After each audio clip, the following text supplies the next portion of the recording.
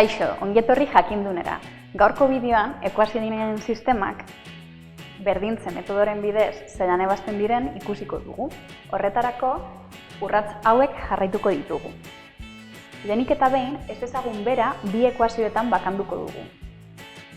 Ondoren, lortutako bi adierazpenak berdinduko ditugu eta ez ezagun bakarreko ekuazioa lortuko dugu.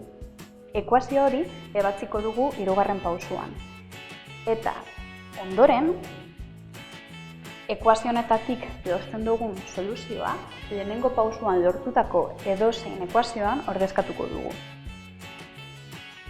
Lortzen dugun ekuazio berri hau ebatziko dugu bigarren ez ezagunaren soluzioa lortzeko. Ikus dezagun adibide honekin. Sistema honetan bi ekuazio ditugu, bi isa gehi y-koa berdin lau, hiru isa gehi bi y-ko berdin bost, eta gure lehenengo urratsa ekuazio bietan ez ezagun bera bakantzea da. Zein ez ezagun hautatuko dugu? Beti bezala, minus bat edo bat koefizientea duen ez ezaguna, edo koefiziente txikiena duen ez ezaguna. Gure kasuan, y-koaren koefizientea bat denez, y-koa erabiliko dugu bi ekuazioetan. Beraz, alde batetik, y-koa berdin lau minus bi isa, eta bestetik, bi bider, y berdin bost minus hiru isa, y-koa berdin bost minus hiru isa, zati bi. Hemen ditugu, ez ezagun bera bi ekuazioetan bakanduta. Lehenengo pausua. Zein da bigarren pausua? Lortutako ekuazio hauek edo adierazpen hauek berdintzea.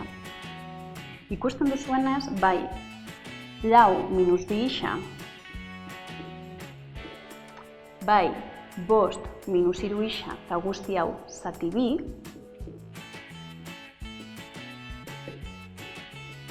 gauza bera dira, y-koa dira biak. Beraz, holan idatzi dezakegu. Hemen daukagun ekuazioa ez ezagun bakarreko ekuazioa da, isa bakarrik daukagu. Beraz, ohiko moduan ebatzi dezakegu. Lehenik eta behin, bia bestaedera pasatuko dugu biderkatzen, bi bider lau minus bi isa, berdin bost minus hiru isa. Parentesiak kendu, bi bider lau zortzi, bi bider minus bi isa minus lau isa,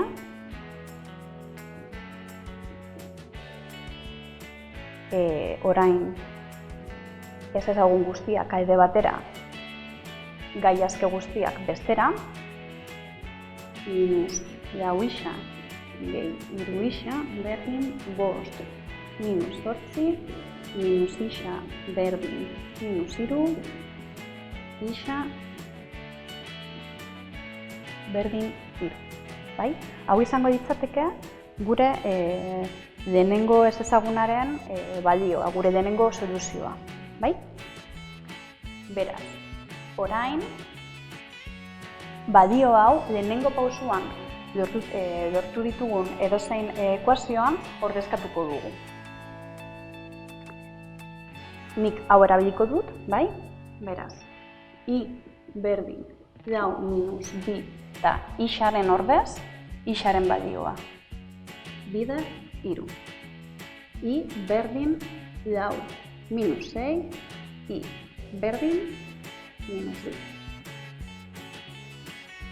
Isaren balioa, y-koaren balioa, ekuazio sistema honen soluzioak, isa berdin hiru, y-koa berdin minus bi. Hauxe izan da guztia, gogoratu, bai YouTubeen, bai web orrialdean jarraitu jakindun.